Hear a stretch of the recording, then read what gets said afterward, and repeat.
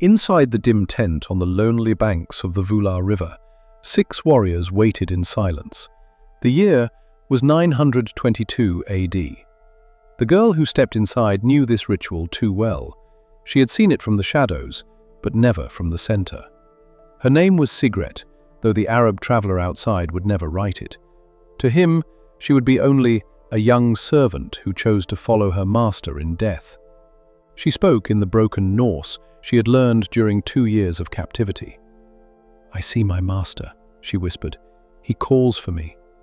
The ceremony unfolded with cold precision. One warrior, then the next, performing the required rites. By the 6th, Sigret no longer spoke of visions.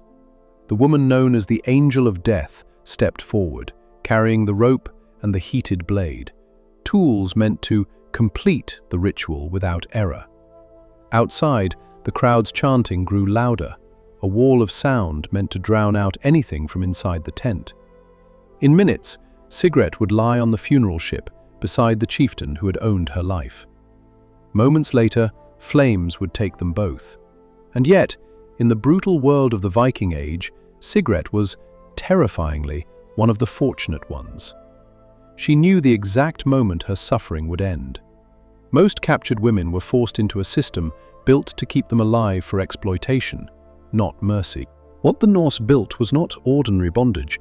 It was a carefully engineered system of control, so organized, so relentless, that writers from across the medieval world described it as unlike anything they had ever seen.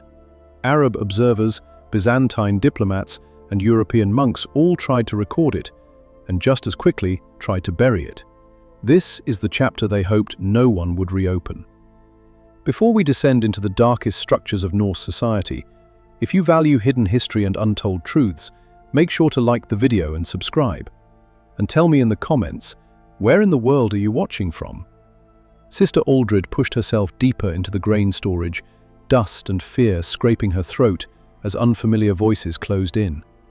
The date was June 8th, 793 AD, the day the quiet island of Lindisfarne became a battlefield. An hour earlier she had been copying scripture in the peace of the scriptorium.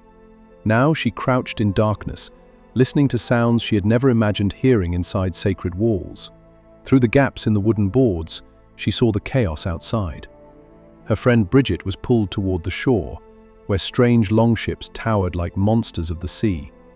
Moments ago, Bridget's auburn hair had glowed in the morning light during prayer. Now that same beauty had marked her as valuable. The raiders sorted people with chilling precision. Women were divided instantly, those young or physically strong into separate groups. The elderly, the sick, and the frail were given the harshest verdict of all. They would not be taken. Their lives ended where they stood, their bodies left behind as the invaders moved on. A hand tore through the swirling grain dust beside her. Fingers, rough from rope and salt, clamped onto her arm and dragged her into the dim light.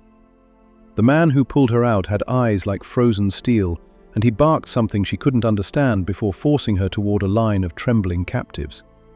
Sister Aldred, who had spent 12 quiet years in monastic peace, was about to learn what happened to women the Norse decided to claim. The voyage from Lindisfarne to Norway lasted 11 agonizing days. 40 women were crammed into a space suited for half that number. For 2 days they received nothing, no food, no water. When waves slammed over the ship's sides, the prisoners pressed their tongues to the soaked planks, tasting only salt and despair. Below the deck's darkness, the captives were evaluated like goods. Aldred learned to interpret the warriors' footsteps. Sometimes they came to intimidate, sometimes to inspect, sometimes simply to judge the value of the human cargo. 2 women died by the 5th day. Their bodies slipped into the sea without a word. By the 8th day, Aldred found she could no longer pray. The rocking ship felt like a wooden coffin carrying her farther from anything resembling mercy. When the longships finally glided into a Norwegian fjord, the sorting began instantly. The raid leader chose first, 6 women, including Bridget. His warriors followed, each taking according to rank. Aldred was claimed by a farmer named Gunnar, destined for a life of field labor. As she watched Bridget disappear toward the chieftain's grand hall, Aldred convinced herself her friend's fate would be kinder. She had no way of knowing how tragically wrong she was. 20 years later, Aldred would die in Norway, her spine permanently bent from hauling burdens no human body was meant to endure, her hands twisted from decades spent grinding grain. She never learned what became of Bridget. The only whispers that reached her claimed Bridget survived just a few months in the chieftain's hall before being traded to a merchant moving east. After that, she vanished into the vast Norse slave network that stretched from the icy edges of Iceland to the lavish courts of Constantinople. Lindisfarne had not been a one-time atrocity. It became the pattern for nearly 3 centuries of raids that terrorized northern Europe. Every remote church, every isolated farm, every coastline settlement lived under the same shadow. But the most beautiful women, like Bridget, carried a fate far darker than the flames that destroyed their homes. On the morning after a raid on a Frankish village, Chieftain Ragnar Ironhand walked slowly between rows of kneeling captives. Smoke curled behind them from the ruins of their homes. His men had arranged the women with military precision, by age, by strength, by perceived usefulness. Ragnar's deliberate pace was not inspection, it was assessment. 200 women knelt in the churned mud of the temporary camp as Ragnar moved among them, using a carved staff to lift faces toward the grey morning light. To him, this was not a gathering of survivors, it was an inventory. He divided them into 3 brutal categories. Group 1, labourers. Older women, or those with visible stamina, destined for grinding work, fields, mills, and endless domestic labour until their bodies finally collapsed. Group 2, bearers. Healthy young women judged capable of producing more servants. Their children, by law and custom, would inherit their mother's status, ensuring the system renewed itself generation after generation. Group 3, select assignments.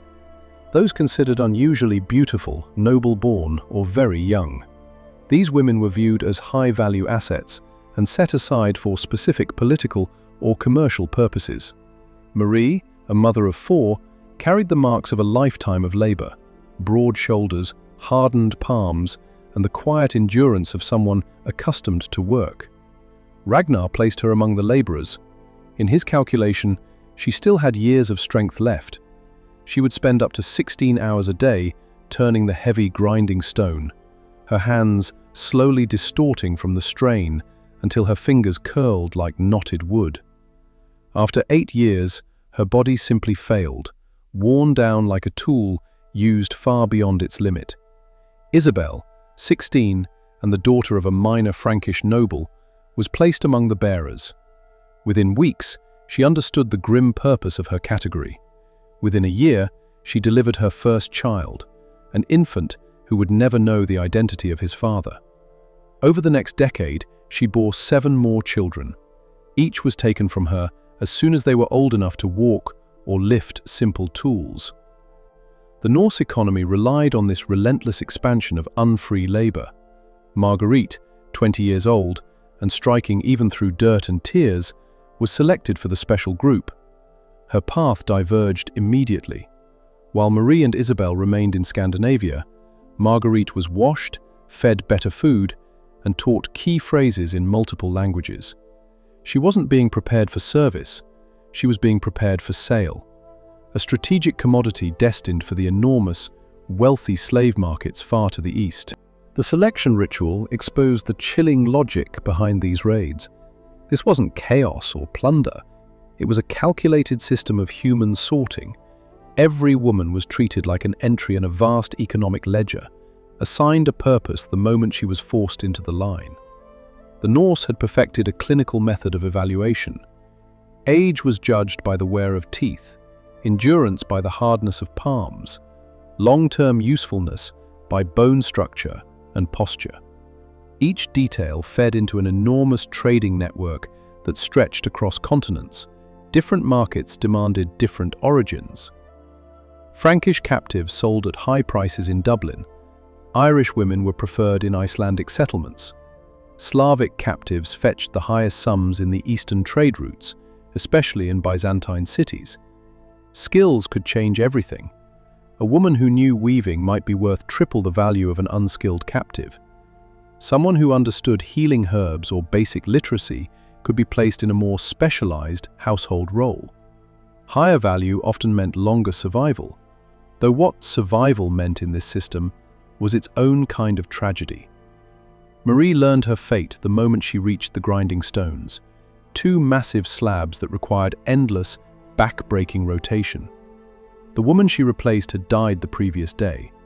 Marie stepped into the same position, gripped the wooden handle, and pushed. The stones were heavy. The work had no rhythm, no finish line. Her palms split open before the first hour was over, and as the ache crept up her arms, she understood what the Norse machine truly demanded. Not just labor, but the gradual erasure of anyone caught inside it. Isabel understood her fate the moment she stepped inside the isolated birthing lodge. The older captives whispered the truth with hollow eyes. She was not there to live a life, she was there to reproduce one. Any form of resistance brought punishments calculated to hurt, but never to damage the one thing the raiders valued. Submission wasn't safety, it was merely another way to endure. Marguerite's path was different, but no less terrifying. The moment she was chosen for export, she was washed, dressed, and drilled in foreign phrases she could barely pronounce. Her posture, her hair, even the way she walked was reshaped. She was no longer a person, she was a product being readied for distant markets. The more polished she appeared, the faster she would be shipped away from Scandinavia, and the higher the profit she would bring. By the mid-9th century, places like Dublin revealed the full scale of this trade. The settlement had evolved into the western hub of a massive trafficking network, a marketplace where human lives were auctioned with calculated spectacle. The platform towered above the crowd so every buyer, Norse, Byzantine, Moorish, or local collaborators, could see the merchandise clearly. On that platform stood Princess Orleth, stripped of everything except the title that now served only to raise her price. Her lineage, once a source of pride, had become a sales pitch spoken in multiple languages. What unfolded beneath that wooden stage was not commerce. It was the systematic dismantling of human identity, one captive at a time. The auctioneer highlighted every trait that could inflate Orleth's value: her schooling, her noble upbringing, and the unverified assumption of purity that buyers were eager to believe. The bidding opened at 12 silver marks and rose fast. When the crowd finally quieted, a merchant known for transporting elite captives along the eastern trade routes had secured her for 24. Her path would carry her across Sweden, down the long arteries of the Russian rivers, and eventually into the markets of Baghdad, where her pale skin and red hair would render her an exotic rarity in the home of a wealthy buyer. She would not speak the language. She would not be allowed to choose her future. She would simply exist where she was placed. But Orleth's sale was only a single transaction in a machine that processed thousands every month. Dublin's infrastructure had evolved into a human marketplace so large and so meticulously organized that even Rome's ancient systems paled beside its efficiency.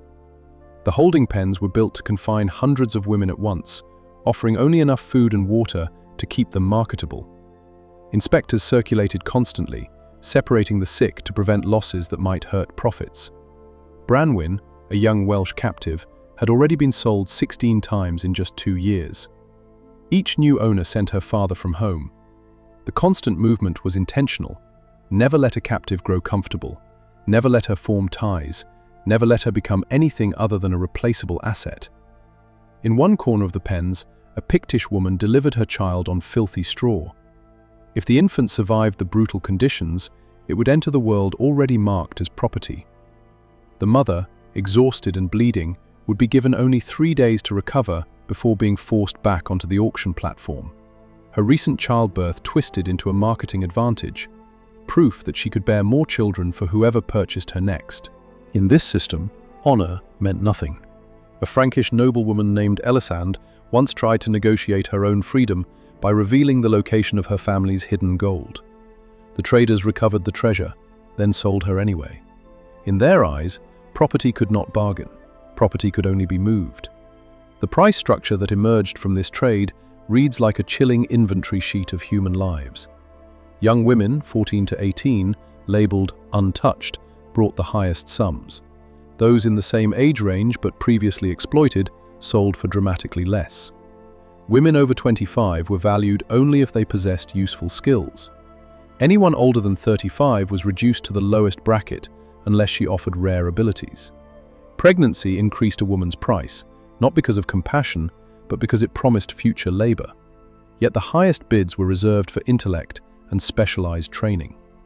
A woman capable of illustrating manuscripts could fetch prices that rivaled precious metals. A trained healer could command sums unheard of for common captives. Even musical talent, especially a voice suited for elite households, could drastically increase market value. Still, higher value didn't mean safety, it only changed the type of captivity. At the height of the trade, 3 ships a week arrived in major Norse markets, each carrying dozens of women taken from monasteries, villages, and isolated homesteads. Their transport required coordinated logistics, food rations, minimal medical care, and guards skilled enough to prevent escape, but not compassionate enough to see individuals. By the 9th century, the Norse had created a trafficking network more organized than any other in medieval Europe, a system where human beings were reduced to numbers, talents, and potential profit. One transport of 30 women taken from Francia and shipped toward Iceland exposed the cold arithmetic behind the trade. By the 3rd day, 2 captives threw themselves into the sea, choosing the brutal honesty of the waves over the future waiting for them. 5 more died before landfall, claimed by sickness, assault, or the quiet collapse of hope. Of the survivors, 23 women were divided among Icelandic settlers who had submitted requests in advance: youth for reproduction, elders for exhausting labor, skilled women for specific household needs. One of those who jumped left behind a 7-year-old daughter in the dark hold. The child saw her mother's final choice. That memory would follow her into adulthood, shaping every year she spent in Iceland as someone's property, raising children who would also be born into the same chains. The ocean surrounding the island was a constant reminder. Freedom existed, but only as a distant horizon. The trading cycle itself became disturbingly predictable. Spring brought new raids, summer delivered the largest shipments, and winter reduced prices as merchants tried to avoid the cost of maintaining large groups of captives during the frozen months. The harshest blow came from the law itself. At the Thingvellir Assembly in 970 AD, Iceland's law speaker stood before the gathering and recited the provisions concerning female slaves. The words, memorized and passed down through generations, stripped away every trace of personhood. A thrall woman's body is wholly her master's to command. With that declaration, the legal world closed around them. A female thrall could not testify, could not own anything, could not seek compensation for harm. Every child she bore immediately became the master's property. She existed not as a member of society, but as an object defined entirely by someone else's authority. She existed as living property, breathing, thinking, suffering, yet legally no different from an ox or a broken tool. This wasn't metaphor. It was the daily structure of life for thousands of women across the Norse world. The case heard at the Thing that day made the truth undeniable. Thorstein Redbeard had killed his neighbor's female thrall, Asa, after a petty disagreement over where a field ended. The assembly did not debate guilt or innocence, they debated cost. Her death was not treated as murder, it was ruled as the destruction of someone's assets.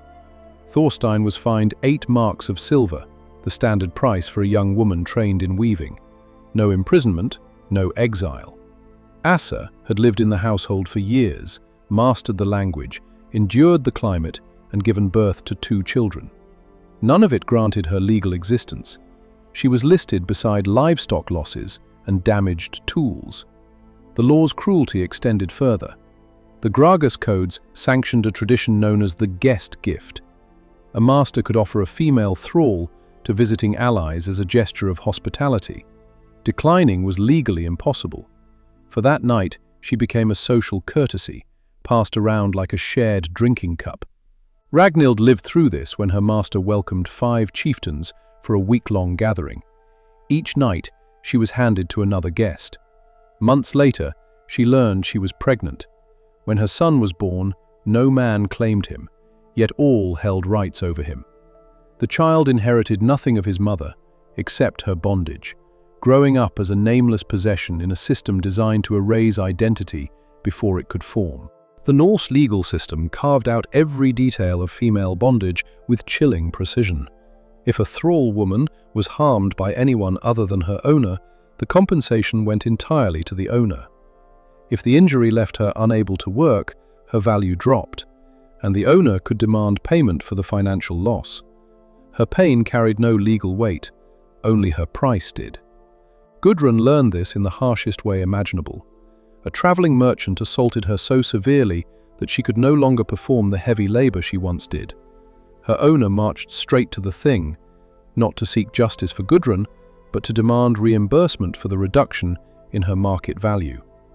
The merchant paid 3 silver marks, the calculated difference between a healthy thrall and a damaged one. Gudrun herself received nothing.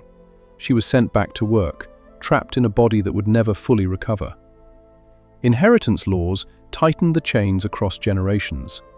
Bondage flowed through the mother like an inherited sentence. Any child born to a thrall woman, no matter who the father was, became property at birth. Even if the father was free, even if he acknowledged the child and wanted to raise it, the law was absolute. This created tragedies that repeated endlessly. Some free men adored the children they had with thrall women, yet could not legally free them without purchasing both mother and child at full price. Few could afford such an impossible sum.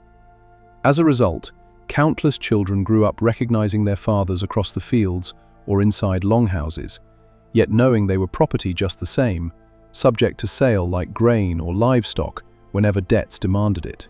The Norse legal codes carved out disturbing rules around sexual access, revealing exactly how property law and human violation were intertwined. A master could use a female thrall however he wished. He could extend that privilege to guests or even charge others for the right. But if someone approached her without the owner's permission, the crime was not against the woman, only against the owner's economic rights. What she endured was legally invisible. One clause sounded like mercy but was, in practice, another trap. If a thrall woman bore her master 3 children who lived to adulthood, she could theoretically earn freedom. In reality, the requirements formed an impossible gauntlet. Half of all infants died. The mother had to survive repeated pregnancies while still working full days. And even if she met every condition, her master could withdraw the promise at any moment. Across centuries of Icelandic records, fewer than a dozen women reached freedom through this path. Most died long before reaching the 3rd surviving child, their bodies pushed beyond the brink. Their sons and daughters grew up knowing they were both their mother's desperate hope, and the reason she was trapped in an endless cycle of forced reproduction.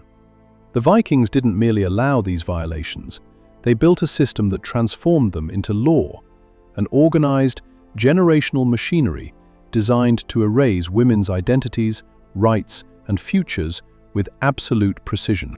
The hall reeked of smoke, meat, spilled ale, and something darker that clung to the rafters. Jarl Eric's wedding feast with the Irish noblewoman Brianna was being held in the very room where her father had fallen 3 days earlier. The stain on the floorboards hadn't yet faded, neither had the memory.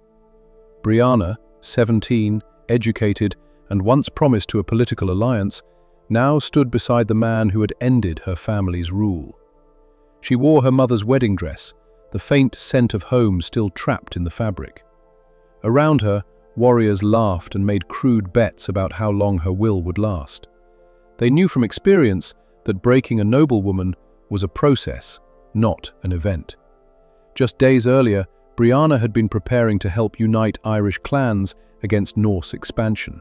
She managed estates, spoke multiple languages, and understood diplomacy. Now she was positioned like a trophy, living evidence of conquest, a symbol paraded before both allies and enemies. Everyone understood the purpose of this marriage. It was not a union of families, it was political erasure. By taking Brianna as his wife, Eric could claim her lands under Norse law, absorbing an entire lineage in a single ceremony. The brutality of the conquest was personal. Eric had killed her father and brothers himself. Now, the future he intended was equally calculated. Children born from Brianna would carry her ancestral blood, but be raised as Norse, molded to reject the culture that created her. Her heritage would endure only as a fading echo inside sagas written generations later. In that hall, beneath roaring fires and jeering voices, Brianna understood the truth. She had not been married, she had been absorbed into the machinery of expansion. This was the cold political logic behind the practice. Noble women became instruments in a slow, generational conquest. Their children, carrying both the blood of the conquered and the conqueror, blurred loyalties, making resistance harder for the communities that once relied on those bloodlines to lead them. Across the Viking world, the pattern repeated with chilling consistency. Men capable of fighting were killed, common women were enslaved. But daughters of high-ranking families were absorbed through forced marriages designed to legitimize territorial control. In Scotland, after a regional lord was defeated, his daughter was compelled to marry the Viking responsible for her father's death. For 30 years, she lived in his household, raising sons who later led raids against her own kin. In Francia, a wealthy widow faced a similar fate. Within weeks of her husband's death, she was married to the very man who had led the assault that killed him. The union wasn't about companionship. It granted the Viking legal access to her late husband's lands. Her children from the first marriage were reduced to servants in the estate that once belonged to them. In Saxony, a princess was wed to the war leader who had burned her city to the ground. When he arrived at the ceremony, his armor still bore the soot from the attack. Their children would grow up hearing stories that glorified the destruction of their mother's family. These marriages were not aberrations, they were a deliberate extension of conquest. Through them, Viking leaders erased rival dynasties, secured land rights, and rewrote the political landscape of entire regions using the bloodlines of the people they had overthrown. These forced marriages produced children who embodied conquest itself. They inherited their mother's features, but were raised in the worldview of their Viking fathers, speaking Norse first, practicing Norse customs, and absorbing Norse identities. Their mother's language and faith survived only as faint, practical tools, never as fully recognized cultures. It was generational erasure disguised as family. The psychological impact stretched far beyond the women involved. Everyone who had once served Brianna's family now served Jarl Eric. They saw the daughter of their fallen lord standing beside his killer at feasts, carrying his child, living as the public symbol of defeat. Her safety depended entirely on their obedience. Any hint of resistance risked consequences directed at her, not at the warriors enforcing the rule. Some women carved out small acts of defiance that slipped beneath notice, teaching children old stories hidden inside new ones, preserving family histories in coded songs, or sending secret messages through trusted travelers. But most endured the years silently, their spirits slowly worn down like cliffs battered by relentless waves. One rare story of reversal came from the Hebrides.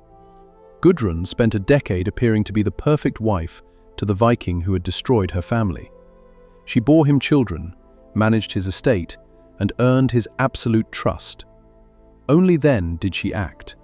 She prepared a celebratory feast laced with toxic mushrooms, a subtle poison masked by rich flavors. He died over several days, unaware of the true cause. As his widow, Gudrun inherited his holdings and raised their children free from the man who had taken everything from her. Gudrun's act of revenge was the exception, not the rule. Most women learned that even the death of their captor did not grant freedom. Under Viking law, a widow did not regain control of her life. She was automatically transferred to the husband's male relatives. The system closed every possible escape route. The long-term impact of this structure is visible even today. Modern Icelandic genetic studies show a striking pattern. The paternal lines are overwhelmingly Norse, while the maternal lines are largely Celtic, Irish, and Scottish. This imbalance is not an accident of history. It represents generations of women absorbed into Viking households, their identities erased while their descendants carried the genetic legacy of conquest. For many, death was the only form of release. Yet even death was manipulated into another instrument of power. This brings us back to the banks of the Volga River in 922 AD, where the Rus Vikings had spent 10 days preparing the funeral of a chieftain. The Arab diplomat Ibn Fadlan stood nearby, documenting the ceremony. His writing captures only part of what he witnessed. His silences speak volumes. The ritual began with the gathering of the chieftain's enslaved women. They were asked who would accompany their master into the next world, but everyone present understood the truth. The choice was symbolic. Someone would be chosen regardless. Volunteering spared them only the additional punishments inflicted on those who hesitated. 19-year-old Sigrid, taken from a Slavic settlement years earlier, stepped forward. Her value had been declining. Younger captives had replaced her. Her abilities were common, and the harsh labor had stripped away the beauty that once increased her price. Volunteering wasn't devotion. It was a calculated attempt to choose her ending before an even darker fate chose it for her. Once selected, she was placed into a strange limbo. For 10 days, she was treated as both honored and doomed. She was fed rich meals and given powerful alcoholic mixtures that kept her awake yet clouded, ensuring she could not flee, resist, or interfere with the ritual's timetable. Each morning for the first 3 days, she was lifted onto a wooden platform and compelled to shout scripted visions. "I see my master. He calls to me from his hall." The concoctions she drank were carefully measured: fermented honey for sedation, herbs to produce mild hallucinations, and additives to keep her from slipping into full unconsciousness. The goal was simple: maintain her ability to speak and perform while pushing her mind far enough away from the horror surrounding her. Sigrid drifted through those days in an artificially induced haze, present in body, absent in spirit, moving step by step toward a death staged as spectacle. From the 4th day onward, members of the chieftain's elite circle entered Sigrid's tent one by one. The Vikings framed this as an honor, a chance for the warriors to send symbolic farewells to their fallen leader through the woman destined to follow him. Ibn Fadlan wrote that the men sang loudly during these visits, the volume deliberately overwhelming. Though he avoided explicit detail, other accounts make the reality unmistakable. Sigrid became a ritual conduit, her final days consumed by acts meant to bind the living and the dead. By days 7 through 9, the focus shifted entirely to the physical preparation of the funeral. The longship was hauled onto the shore and packed with the chieftain's belongings for the next world: gold, animals, weapons, and at last, his embalmed body. A small tent was built on the deck, the space where Sigrid's final moments would unfold. With every object added, she understood she was one step closer to the end. On the 7th day, the woman known as the Angel of Death appeared. Tall, imposing, and utterly expressionless, she was the ritual specialist whose presence signaled that the path was now irreversible. She laid out her tools with practiced precision: the rope, the heavy blade, and herbs meant to obscure what was to come. Day 9 became a grim rehearsal.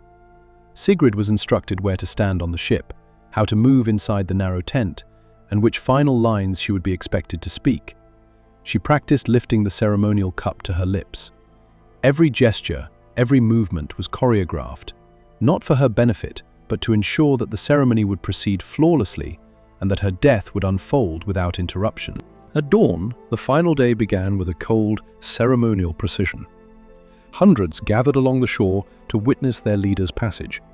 Sigrid was dressed in garments far finer than anything she had worn in life: gold rings on her arms, and the chieftain's heavy cloak resting on her shoulders, marking her as the chosen sacrifice. She was carried onto the deck of the ship and led through the last stages of the ritual. She lifted the covering from the shelter that held the chieftain's body, then drank from 3 ceremonial cups, dedications to her past, her ancestors, and finally, to the man she was meant to join. By the 3rd cup, she could barely stand. Inside the tent, 6 warriors entered in sequence, the same men who had come to her during the earlier ritual days. Each one emerged, proclaiming that he had honored his chieftain through his final act. The loud declarations served both as ritual and as public confirmation to the watching crowd. When the last man stepped out, the angel of death entered the tent. Though the walls hid the details, the shifting silhouettes left no doubt of what was happening. 4 attendants held Sigrid tightly, 2 at her hands, 2 at her feet. The ritual executioner looped a rope around her neck, while another attendant pulled it taut. The struggle lasted several long minutes. To confirm the end, the executioner drove a broad blade into her chest. Her body was then placed beside the chieftain on the funeral ship. Oil-soaked timbers caught fire as flaming arrows struck the hull. Within minutes, the vessel was engulfed in flames.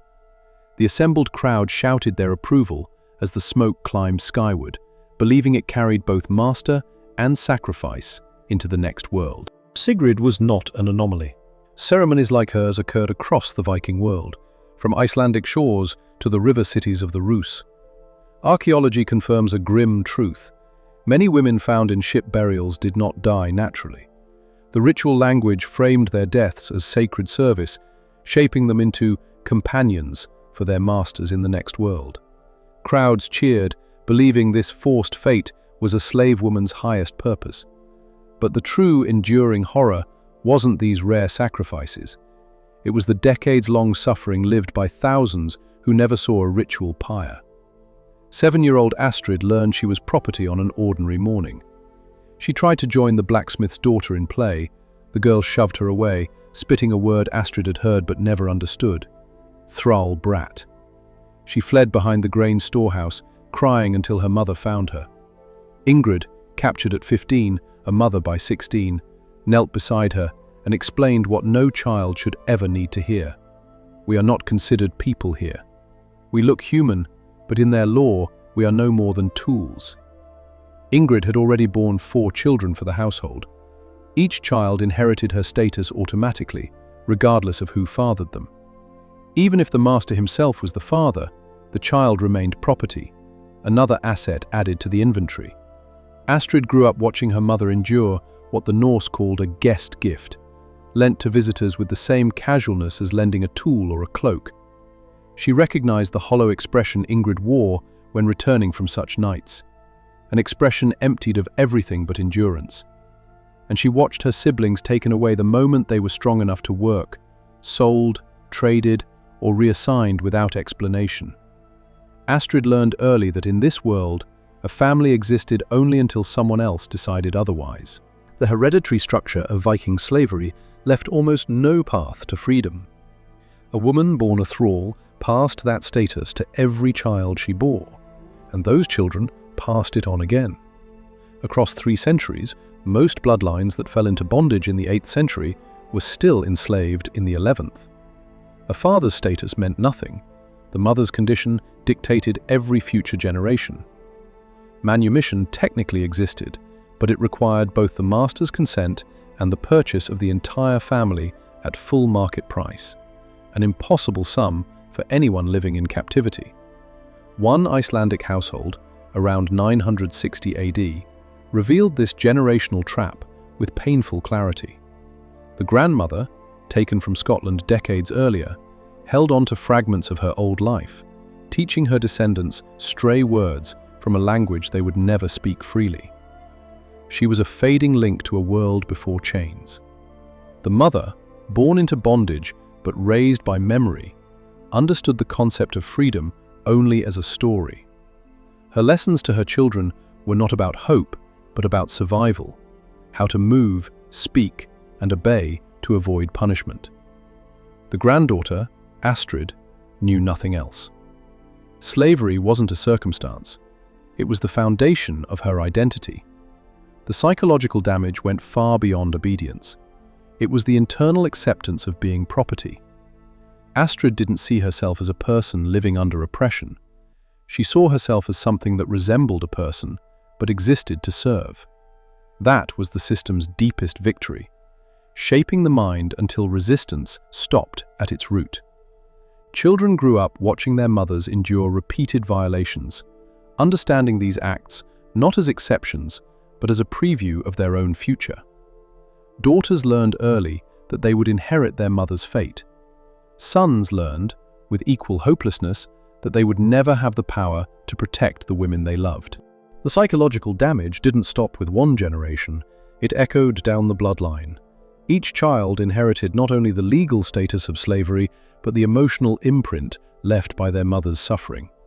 Over time, this produced entire families shaped by fear, silence, and learned helplessness.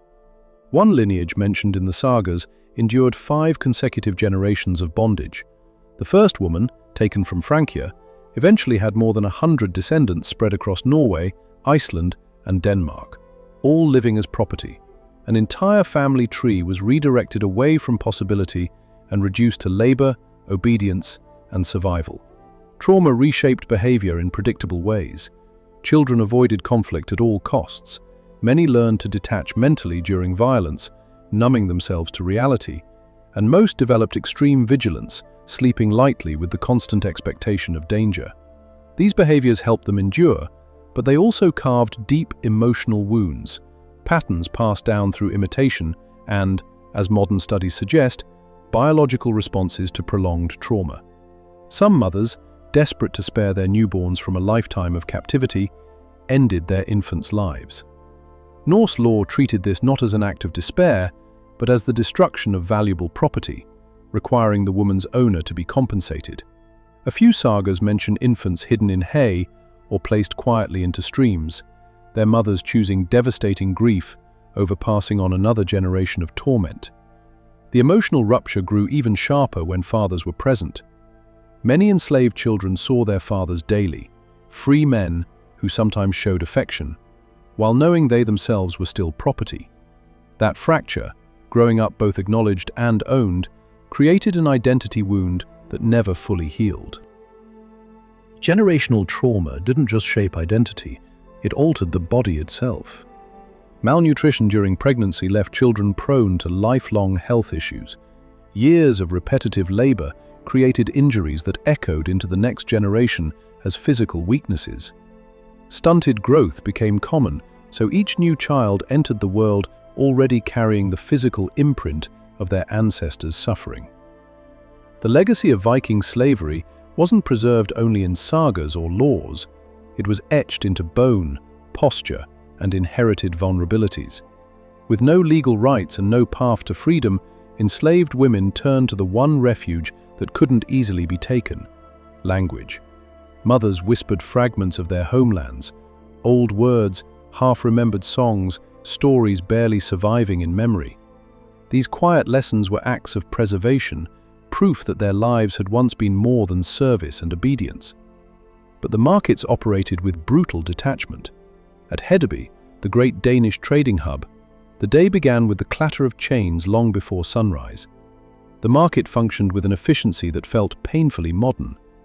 Women were marked with temporary identification numbers painted onto their shoulders, a system meant to track origin, age, skills, and physical condition.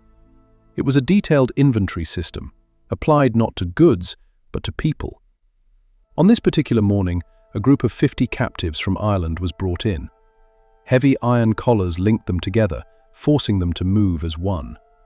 When one stumbled, the entire line felt the sharp pull of metal on their necks. Over the long march, they had learned to move in synchronized steps, a single being with 50 heads and 100 legs, because anything less brought pain to them all. Sorting began the moment the captives entered the market. Women were separated first by origin: Irish to one enclosure, Frankish to another, Slavic to a third. The division wasn't cultural, it was economic. Different regions valued different groups. Slavic captives brought the highest prices in the southern markets. Irish women were in demand in Iceland, and Frankish women often fetched strong bids from Byzantine traders. After ethnicity came age. Girls under 14 were set aside to be molded from childhood. Women in their physical prime were prepared for immediate sale. Older captives were pushed into the lowest bracket, destined for heavy labor or quick disposal. The examinations erased whatever dignity they had left. Stripped of clothing, they were inspected publicly. Buyers studied their teeth to guess age, pressed on muscles to judge endurance, searched for signs of illness, pregnancy, or hidden injury. Their bodies were evaluated with the same detached tone used for livestock: numbers, conditions, and potential profit. The scale of the Viking slave trade stretched across continents. One coffel's journey, from Dublin to Baghdad, reveals the brutal calculations. 50 women started the voyage. 12 were sold quickly at Hedeby. 3 died on the river route south from Kiev. By the time the remaining captives reached Baghdad, only 12 were left. The others had been lost to sail, sickness, or the simple cost of survival. Each leg of the journey brought fresh torments. New guards with different impulses, languages none of the captives understood, climates that shifted from freezing coasts to blistering heat. By the time the survivors reached the final markets, they were unrecognizable. Bodies hardened by deprivation, minds shaped entirely by endurance, their former identities reduced to distant echoes. Different regions of the Viking world developed their own niche markets, turning women into specialized commodities tailored to demand. In Constantinople, traders sought highly educated captives, women who could read and write in multiple languages and manage correspondence for bureaucrats. A woman fluent in Latin, Greek, and Arabic could command astonishing sums, rivaling the price of luxury goods. In Baghdad, buyers pursued youth and rarity. Pale skin, blue eyes, and features considered foreign made certain captives valuable to wealthy households, where they often disappeared into private quarters for years. Iceland, by contrast, cared nothing for beauty. Its harsh environment required strength above all. A sturdy woman, capable of grueling labor, fetched more than one with delicate features. In Sweden, skill determined price. Women trained in brewing, healing, or metalwork were considered long-term investments, as their abilities multiplied a household's wealth. Supporting this system was a massive commercial network. Slave catchers traveled like freelance raiders, targeting isolated communities solely to acquire human cargo. Translators operated within the markets, teaching basic commands or negotiating terms for high-value sales. The Vikings even pioneered early financial tools to support the trade. Physicians were hired to keep captives alive long enough to be sold. Traders used credit systems, allowing buyers to pay over time. Insurance arrangements covered losses during risky journeys. Groups of investors pooled resources to purchase large shipments, sharing the profit later. Behind the brutality was a cold commercial engine, an early blueprint for financial practices that would later be applied to other global trades, long after these captives' names were forgotten. Some women were traded so often that they lost every trace of who they once were. Each sale meant new rules, new dangers, and a fresh dismantling of identity. For many, the worst fate wasn't being owned, it was being valuable enough to be sold repeatedly. A Welsh woman named Gwen was passed between 17 different owners in only 4 years, traveling from Wales all the way to Greenland. By the time she reached the edge of the world, she could no longer speak her own language, communicating only in fractured scraps from half a dozen tongues. Her past wasn't taken from her in one moment. It was worn away through constant displacement. Escape offered no guarantee of freedom. Ursa, a young thrall, fled across Iceland's lava fields for 3 days until she reached the northern coast. There she realized the cruel geography of her captivity: endless ocean to one side, uninhabited wilderness behind her, and Greenland, another trap, across deadly waters. Iceland's isolation made true escape nearly impossible. With no deep forests to hide in and no neighboring kingdoms to reach, anyone traveling alone was instantly recognizable. Every community knew every face. Ursa was captured after 2 days. Her punishment was crafted with cold precision, not execution, which would destroy her value, and not crippling injury, which would limit her labor. It was designed to break hope without breaking the body. Ursa was not executed. Instead, her captors ensured she would never attempt escape again. They cut the tendons at her heels just enough to heal in the wrong position, leaving her able to work, but never again able to run.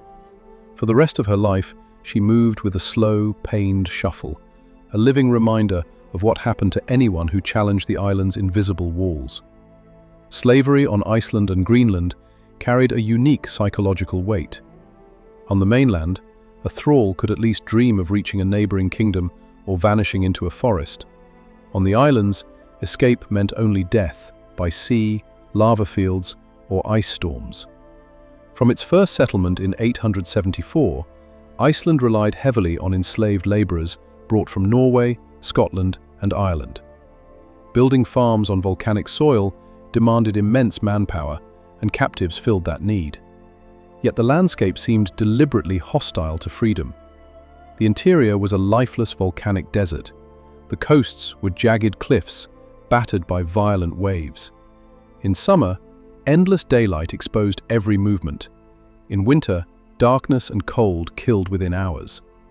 The island itself functioned as a perfect prison.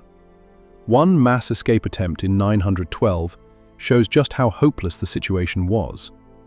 23 enslaved people from several farms managed to seize 2 boats, hoping to make it to Scotland. They reached the shoreline, but none knew how to navigate open ocean. Weeks later, both boats washed up on the southern coast. Every escapee had died at sea, claimed by the same waters they believed could save them. With no chance of reaching another land, some enslaved women in Iceland chose the island's harsh geology as their only escape. Active hot springs and volcanic fissures became tragic sites where captives ended their lives rather than face recapture. Places like Mount Hekla gained a grim reputation as the final refuge of those who saw no other path to freedom. This geographic imprisonment shaped the mind in devastating ways. Many enslaved women slipped into deep dissociation, working mechanically while their thoughts detached entirely. Some created intricate inner worlds to survive. Others fell into near catatonic states, responding only when directly commanded. Greenland intensified this collapse. Its landscape of ice and rock offered no shelter, no food, and no route home. Escape meant freezing or starving long before any hope of rescue. Greenland's isolation created conditions even harsher than Iceland's. Free men vastly outnumbered free women, and the lack of structured law meant enslaved women were treated as communal resources, shared or transferred at will. In the settlement's most isolated regions, accountability evaporated. A woman's suffering, or even her disappearance, could pass without record or consequence. In both Iceland and Greenland, geography itself became part of the oppression. The sea blocked escape, the land offered no sanctuary, and the community's isolation erased oversight. For many enslaved women, the islands were not just places of captivity, but entire worlds from which freedom simply did not exist. Small communities made resistance nearly impossible. Any slowdown, secret meeting, or attempt at sabotage was noticed instantly. One of the most tragic examples came from Iceland, where 15 Irish women quietly coordinated across several farms, slipping toxins into food stores over the course of 2 years. When the plot was uncovered, all 15 were executed together in a public burning, meant to freeze every remaining thrall into obedience. The message was unmistakable. Even organized courage could not overcome isolation. But geography wasn't the Vikings' only weapon. They also mastered psychological warfare. In 866, a Saxon village watched raiders approach at dawn. Instead of preparing to fight, the villagers abandoned their homes and fields entirely. The invaders found silence, food, tools, valuables, but not a single defender.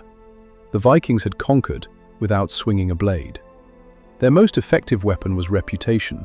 Stories from previous raids, tales of captivity, forced labor, and lifelong bondage spread across regions long before their ships appeared.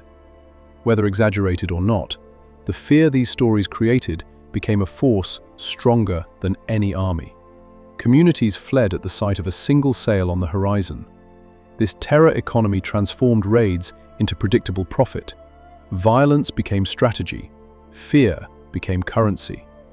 And in the middle of this system stood women, taken, traded, transported, whose suffering sustained an empire built not only on iron, but on the psychological collapse of entire populations. The Vikings did not rely on strength alone. Their greatest weapon was fear, and they calculated it with chilling precision.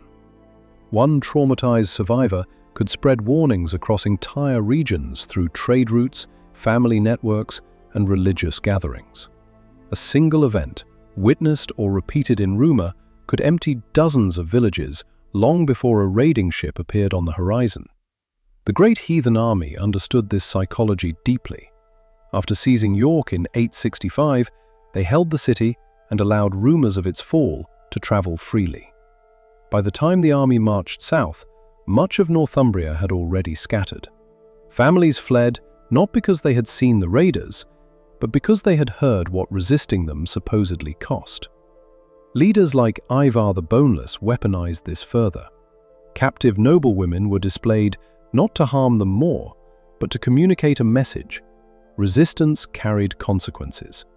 Their presence alone, exhausted, displaced, visibly devastated, spread warnings more powerfully than any negotiation. They became unwilling messengers of what awaited those who chose to fight.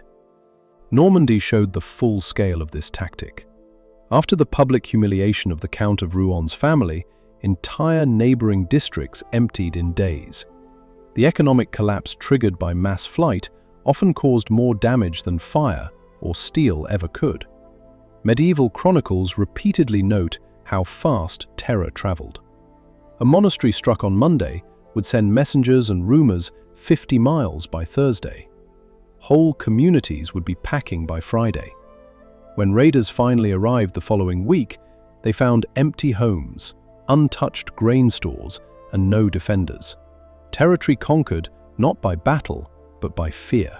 Viking tactics were designed to break communities long before swords were drawn. They chose moments that guaranteed the widest possible audience: harvest gatherings, crowded market days, even religious festivals, knowing witnesses would carry the fear further than any raiding party could. Acts committed in sacred spaces were especially destabilizing, shattering both faith and morale in a single blow. Male relatives were often forced to stand helplessly as their families were taken or chosen for captivity.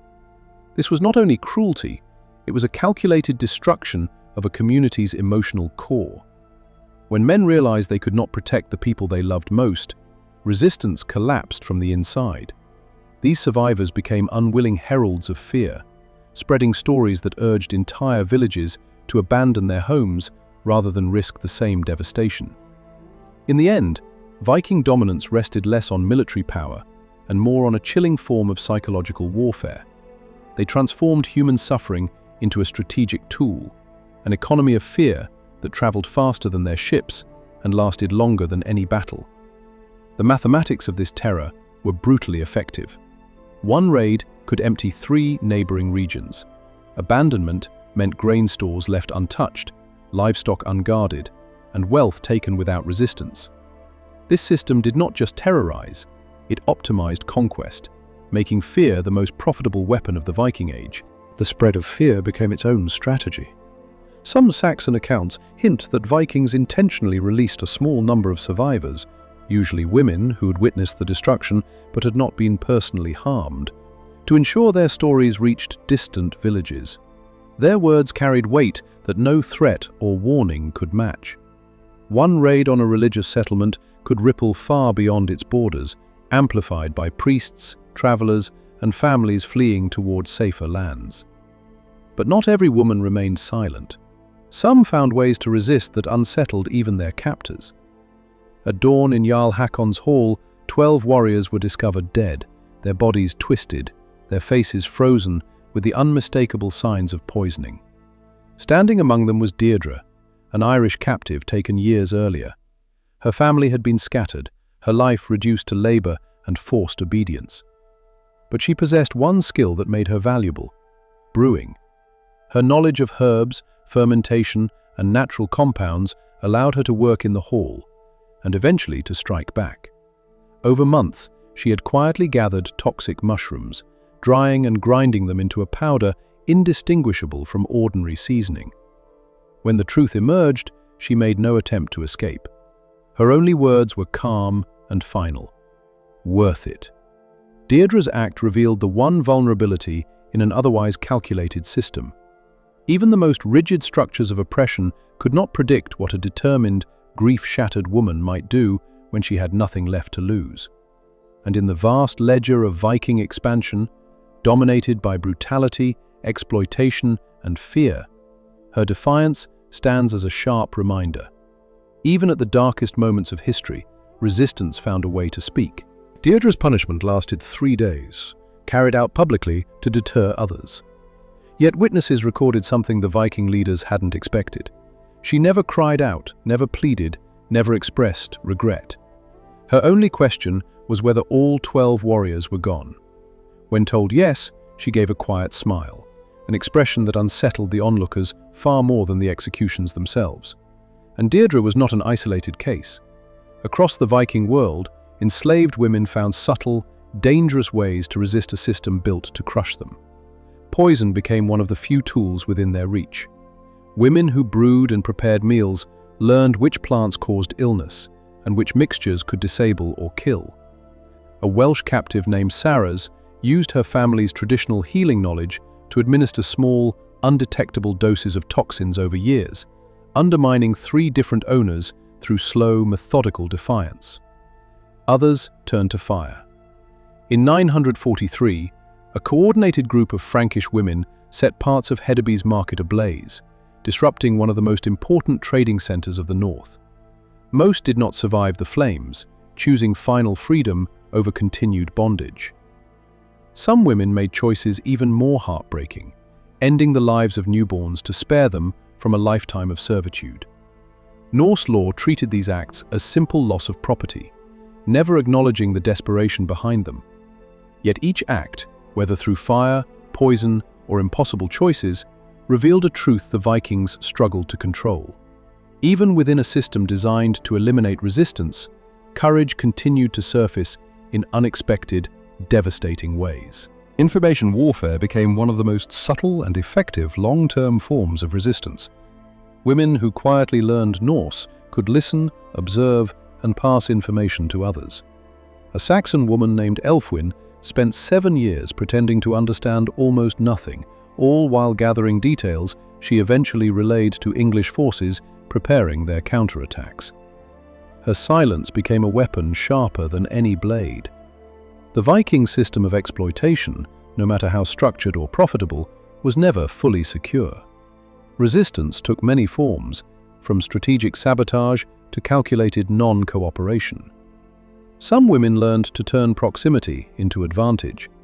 Ruza, a Slavic captive, gained the trust of several influential Vikings by appearing compliant.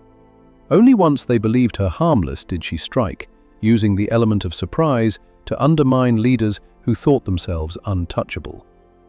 Others targeted what Vikings valued most: profit. Collective acts of self-sabotage destroyed the economic incentives of the system. Groups of women refused food to the point of becoming unusable as labor. Others engaged in coordinated suicides or mass drownings that left traders with empty ships and staggering losses.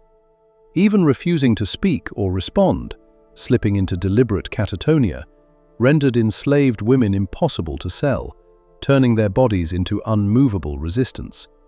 Physical rebellion, while rare and dangerous, occasionally succeeded. Some Irish captives overpowered guards during transport, seizing vessels and attempting to navigate home using what they had learned from observation alone. Though many did not survive the journey, historical records confirm that at least 3 ships were successfully returned by escaped slaves who had quietly memorized the routes of their captors. But the longest-lasting resistance was cultural. Mothers whispered forbidden prayers, preserved laws and genealogies, and taught children languages the Vikings tried to erase. This quiet preservation ensured that even in the darkest conditions, heritage and identity survived, outliving the very system meant to erase them. The price for resisting the Viking system was almost always severe. Punishments were designed to terrify entire communities: public executions, ritual humiliation, and collective reprisals against uninvolved captives. Yet resistance continued, because for many enslaved women, reclaiming a moment of dignity, even at the cost of their lives, felt more meaningful than enduring another generation of bondage. Their defiance produced an unexpected consequence. The very women the Vikings sought to silence became a constant threat. Any meal, any cup of drink, any night when a guard relaxed could become the moment a carefully planned act of resistance unfolded. The psychological burden of this fear haunted Viking settlements for decades. Their names rarely survive, but their absence is everywhere. When Sigrid stands in the ritual tent along the Volga, she symbolizes hundreds of thousands of women whose lives were deliberately erased, preserved only in scattered chronicles and the smoke of forgotten funerals. Their stories were not written down, yet their impact is etched into history itself. The numbers reveal the scale. Historians estimate that more than 500,000 women were taken during the Viking Age. Modern DNA confirms the demographic transformation. While the male lineage of Iceland is overwhelmingly Scandinavian, the female lineage is predominantly Celtic, Irish, and Scottish. The early population of Iceland was shaped not only by migration, but by the forced movement of women whose voices were lost. The systems the Vikings built, markets at places like Dublin, Hedeby, and Novgorod, created a structured, profit-driven model of human trafficking. Their legal codes, economic mechanisms, and logistical networks formed early templates for organized exploitation. Techniques for breaking identity, suppressing resistance, and transforming people into property would echo through later centuries, influencing systems far beyond the North Atlantic. What made Viking slavery uniquely devastating was not only its scale, but how completely it was woven into the fabric of their society. Female captives were not an unfortunate byproduct of warfare. They were the economic engine that powered Viking expansion. The prosperity of their ports, the reach of their trade networks, and even the genetic future of Norse settlements relied heavily on the exploitation of enslaved women. The figures often glorified as explorers and master navigators were also participants in one of the largest systems of forced human movement in early medieval Europe. The traders celebrated for linking Scandinavia to distant markets built their fortunes by selling people, especially young women, across routes stretching from Ireland to the Middle East. Many of the treasures displayed in modern museums, ornate brooches, rings, and hoards of coins, were obtained through profit generated by human trafficking. Even the famous westward expeditions were sustained by this commerce. Profits from slave markets financed shipbuilding, hired crews, and supported raiding seasons. The long-distance routes that connected the Baltic to Asia carried women as a primary commodity. Early Norse settlements across the North Atlantic grew through forced reproduction, shaping demographics still visible in modern DNA.